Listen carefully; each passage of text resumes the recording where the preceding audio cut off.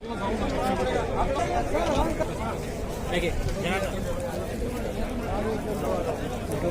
तो उधर आ जाओ, यहीं पास में फेस कर लेना, फेस वीडियो नहीं आएगा साथ में।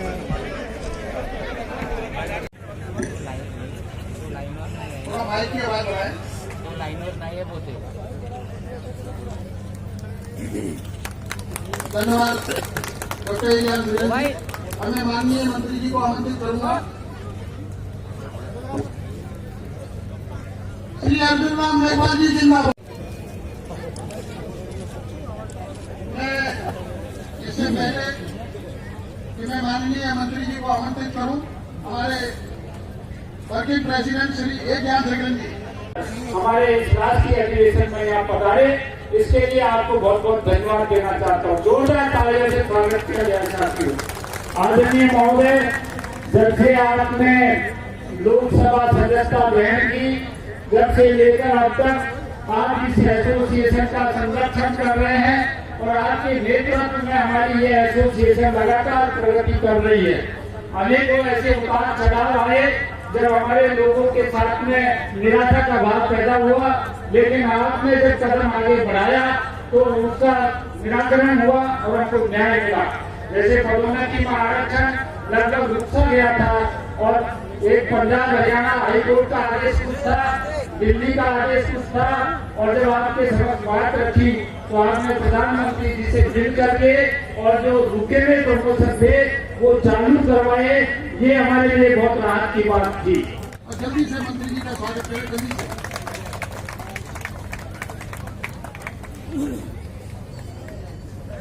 मैं सिर्फ एक ज्ञापन मंत्री जी के नाम तैयार करके दिल्ली से लाया हूं और उसमें भावना यह है कि बाबा साहब अम्बेडकर का जो स्टेचू 2 अप्रैल 1967 को स्वर्गीय बीपी मौर्य साहब के 7 साल के लंबे संघर्ष के बाद पार्लियामेंट में लगाया गया था, उसको वहां से हटाकर किसी दूसरे स्थान पर पार्लियामेंट के अंदर में दूसरी जगह एक तरफ रख दिया गया है जहां दूसरे महापुरुषों के साथ में लगाया गया है। तो उसमें सर से मैंने टेलीफोन पर अभी 30 तारीख को बात की थी। अभी रामनाथ कोविंद जी के पास भी मैं गया था। मैंने कहा सर ये 6 दिसंबर का इशू आ रहा है, लाखों लोग आएंगे, इस विषय पर एक आम राय बने, कोई ऐसी चीज ना हो जिससे समाज और सरकार के बीच में कहीं कोई ऐसी स्थिति पैदा हो। तो एक ज्ञापन सर के नाम पे मैंने बनाया है। आदरणीय अर्जुन राम मेघवाल साहब, माननीय कानून मंत्री भारत सरकार, हमारा रेलवे जो भारत का सबसे बड़ा एसोसिएशन है उसके राष्ट्रीय अध्यक्ष Shri P L Bairwa ji, working president doctor Gyan Sekaran ji, vice president Shri PC Murmu ji और हमारे बड़े भाई आदरणीय और राष्ट्रीय प्रधान महासचिव अशोक कुमार जी और M Mohan ji, general secretary साहब और ट्रेजरर हमारे छोटे भाई प्रेम सिंह जी और देश के कोने कोने से रेलवे से आए हुए हमारे सम्मानित भाइयों और बहनों।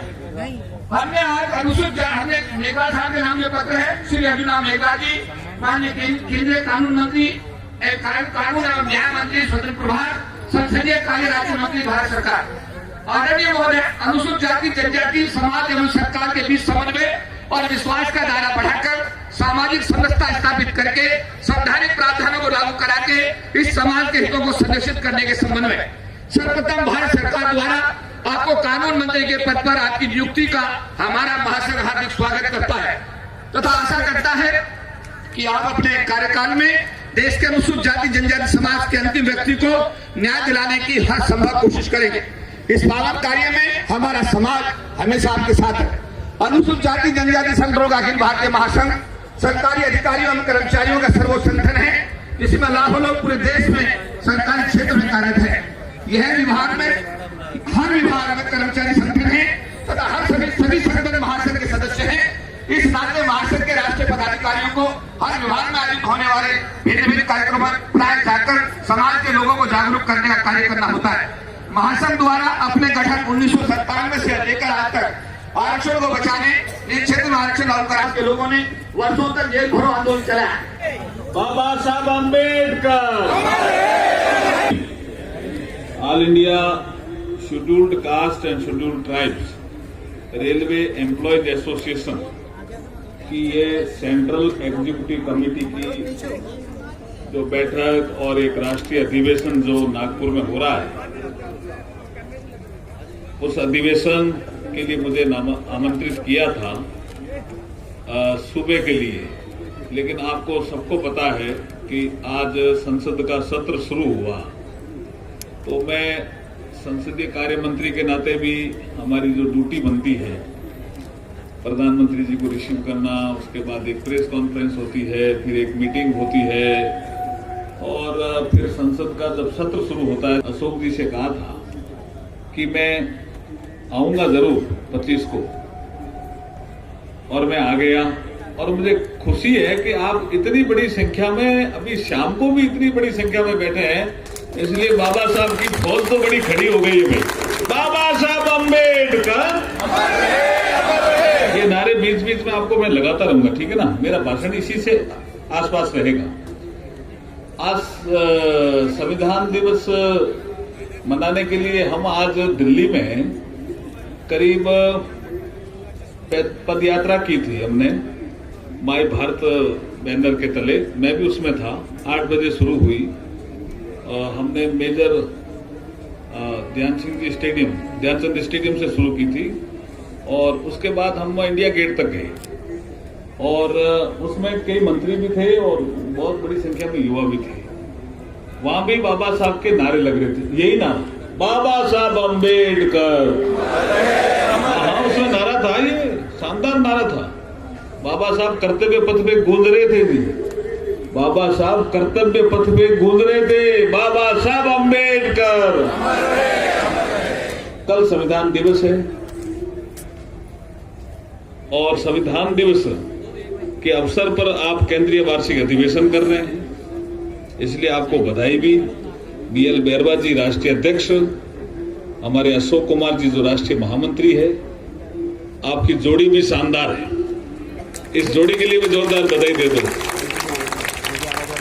हमारे मध्य उपस्थित रहे KP चौधरी जी, हमारे राष्ट्रीय कोषाध्यक्ष प्रेम सिंह जी, वर्किंग प्रेसिडेंट हमारे श्री ज्ञान शेखरन जी, हमारे प्रेमचंद मुर्मू जी राष्ट्रीय उपाध्यक्ष, M Mohan additional general secretary, BK खोया जी और सभी नागपुर की टीम के लोग।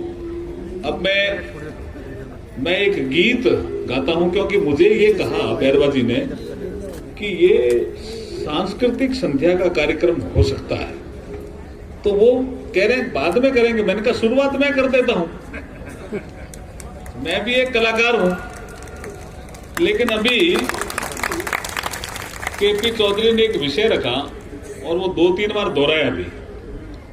मैं चौधरी साहब आपको बताना चाहता हूं, ये कालखंड ऐसा कालखंड है नरेंद्र मोदी जी के नेतृत्व में जो सबसे ज्यादा बाबा साहब का सम्मान करता है। ये कालखंड है। आपने कभी सुप्रीम कोर्ट में बाबा साहब की मूर्ति देखी थी क्या? कभी सुप्रीम कोर्ट में बाबा साहब की प्रतिमा देखी थी क्या? ये मेरा एक अनुरोध चीफ जस्टिस ऑफ इंडिया को हुआ, ऑनरेबल जस्टिस DY चंद्रचूड़ साहब को, कि बाबा साहब को वकालत के पेशे की शुरुआत उन्होंने 1923 में की थी और 100 साल पूरे हो रहे हैं 23-24 की अवधि में। तो 100 साल में वकीलों की स्थिति कैसी हुई देश में,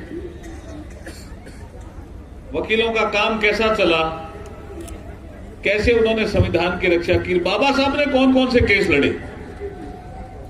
अगर बाबा साहब की एक मूर्ति जो सुप्रीम कोर्ट की प्रिंसिपल बेंच है, जिसमें honourable chief justice of India और 2 दूसरे जज परमानेंट ही बैठते हैं, उनको देखते हुए तो ये सुप्रीम कोर्ट की भी शोभा होगी और बाबा साहब की वकील के वेश में, वकील के वेशभूषा में कोई मूर्ति नहीं है देश में, तो एक बहुत बड़ा काम हो जाएगा। मेरी बात को उन्होंने माना और जो बड़ा लॉन है सुप्रीम कोर्ट में, वहां पे बाबा साहब की एक आदम प्रतिमा लगी, जिसका उद्घाटन राष्ट्रपति जी ने किया। मैं भी उसमें सम्मिलित था, सारे जजेज ऑफ द सुप्रीम कोर्ट उसमें थे और बाबा साहब देख रहे हैं सुप्रीम कोर्ट की प्रिंसिपल बेंच को कि निर्णय सही करना भाई, मैं आ गया हूं सुप्रीम कोर्ट में। तो इतना बड़ा काम हो गया केपी चौधरी जी, इसकी भी तो तारीफ करो ना भाई। बाबा साहब अम्बेडकर। दूसरा एक काम, इन्होंने चूंकि प्रतिमा का विषय उठाया इसलिए कहना पड़ रहा है। मैं जैसलमेर हाउस में कानून मंत्री बनने के बाद गया तो एक लेडी जस्टिस का फोटो मैंने देखा। मैंने कहा साहब ये प्रतिमा कब आई और ये हमारी कैसे कानून की देवी हो गई भाई, ये आई कहां से? अब इनकी जगह अगर प्रतिमा ही लगनी है तो बाबा साहब की क्यों नहीं लगी? जैसलमेर हाउस में मेरा एक विधि और न्याय मंत्रालय का डिपार्टमेंट ऑफ जस्टिस है, तो उनके secretary, joint secretary, additional secretary कहने लगे साहब ये तो बहुत पुरानी मूर्ति है। मैंने कहा भाई कितनी पुरानी हो तो क्या हुआ, कानून अंधा कैसे हो सकता है? मैंने कहा फिल्में भी बन गई इस पे, ये ठीक नहीं है ना। जजेज भी संविधान देख करके फैसला करते हैं या आईपीसी, सीआरपीसी या सीपीसी देख करके फैसला करते हैं या कोई कानून देख करके फैसला करते हैं। एडवोकेट भी आर्ग्यूमेंट करते हैं तो पढ़ करके ही करते हैं, अंधा कैसे हो सकता है? और कई बार कानून में अगर नहीं लिखा हुआ है तो भी कई बार जस्टिस अपना विजडम से भी फैसले करते हैं। ऐसे कई फैसले मैंने बताए, लंबी चर्चा हुई हमारे मंत्रालय में, और आपको जान करके प्रसन्नता होगी कि जैसलमेर हाउस में कभी जाना, मेन जगह है वो जैसलमेर हाउस, जाना कभी, वहां पे जो लेडी जस्टिस की मूर्ति लगी हुई थी उसकी जगह अब बाबा साहब की है और लाइटिंग से बाबा साहब चमक रहे हैं। बाबा साहब अम्बेडकर, बाबा साहब अम्बेडकर। इसलिए ये जो कालखंड है ये शानदार कालखंड है। अब ये इसको संविधान दिवस का भी विषय बता देता हूं। केपी चौधरी जी का एक LIC का फंक्शन था, उसमें मैंने बहुत डिटेल में बताया था, इतना डिटेल का आज समय नहीं है, लेकिन 2015 से पहले कब संविधान दिवस था भाई बताओ? इस देश में एक कानून दिवस के रूप में इसको लोग मनाते थे। एक छोटा सा कार्यक्रम सुप्रीम कोर्ट में होता था, उसके अलावा कभी किसी हाईकोर्ट में हो गया तो हो गया, नहीं तो कौन, जनता कहां जुड़ी थी?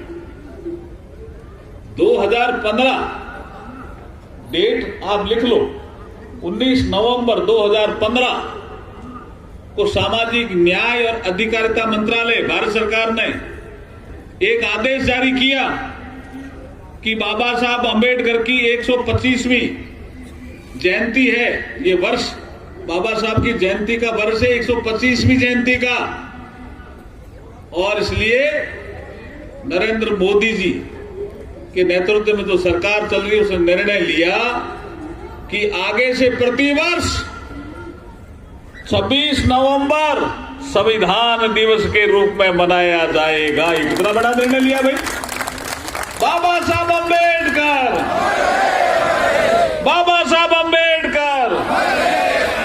तो ये सब काम हो रहे हैं। अभी आपके all India schedule caste and schedule tribe railway employees association के 2-3 मुद्दे आए।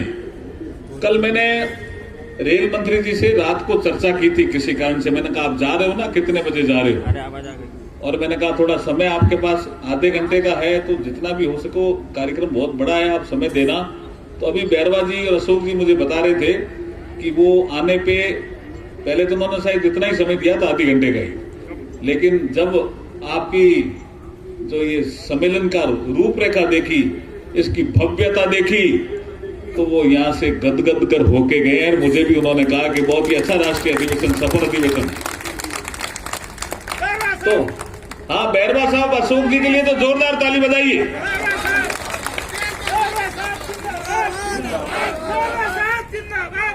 और अश्विनी वैष्णव साहब के लिए भी जोरदार ताली बजा दीजिए।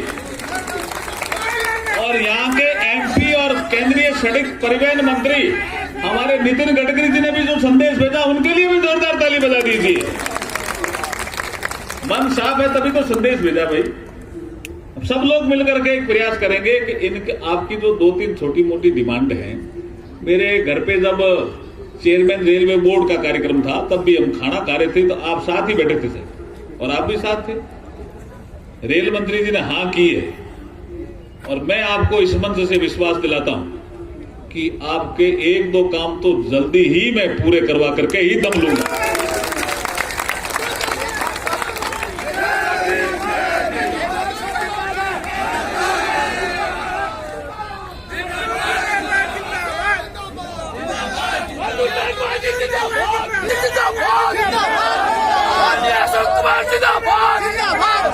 रेलवे एम्प्लॉयज एसोसिएशन है, वेलफेयर का काम करने की है कि समानता हमारे संविधान की प्रमुख विशेषता है।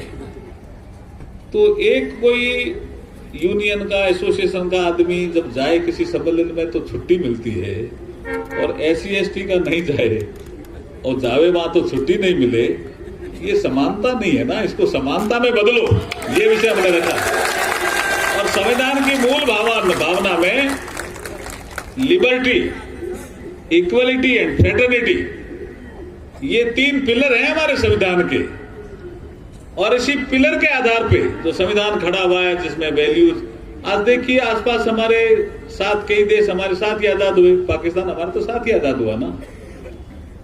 क्या स्थिति है पाकिस्तान सबको पता है। श्रीलंका में क्या स्थिति है, बांग्लादेश में क्या स्थिति है, नेपाल में क्या स्थिति है। और हमारे देश में शांति है और हमें आगे बढ़ रहे हैं, उसका एक ही कारण है भारतीय संविधान जो बाबा साहब ने दिया, बाबा साहब अम्बेडकर। तो कल संविधान दिवस के अवसर पर आप प्रस्तावना को पढ़ना, कोई अतिथि जो भी आए उसके आज भी पढ़िए, कल भी पढ़ना। अब क्या है, मैंने अभी प्लेन में बैठे बैठे एक गीत लिखा है। मैं गीतकार भी हूं और साथ में संगीतकार भी हूं, ये ध्यान रखो। और मैं लेखक भी हूं। मैं सांसद बीकानेर से हूं, वो विषय है ही ध्यान में आपके। मैं राजस्थान स्टेट में IAS रहा, ये विषय भी आपके ध्यान में है। और जो आपके इश्यूज हैं उनको लेकर के कई बार बैठकें होती है, उनमें जब मैं आर्गुमेंट करता हूं तो बैरबाजी रसूल जी को पता है कि उन तर्कों में भी दम होता है, क्योंकि हम बाबा साहब के शिष्य हैं। तो ये अब एक गीत बाबा साहब को समर्पित, क्योंकि आपकी ये सांस्कृतिक संध्या है, जो यहाँ सांस्कृतिक संध्या करने वाले आए हैं उनके लिए भी एक अच्छा मौका लगेगा कि ये बाबा साहब के लिए गीत। और लिखा मैंने अभी प्लेन में ही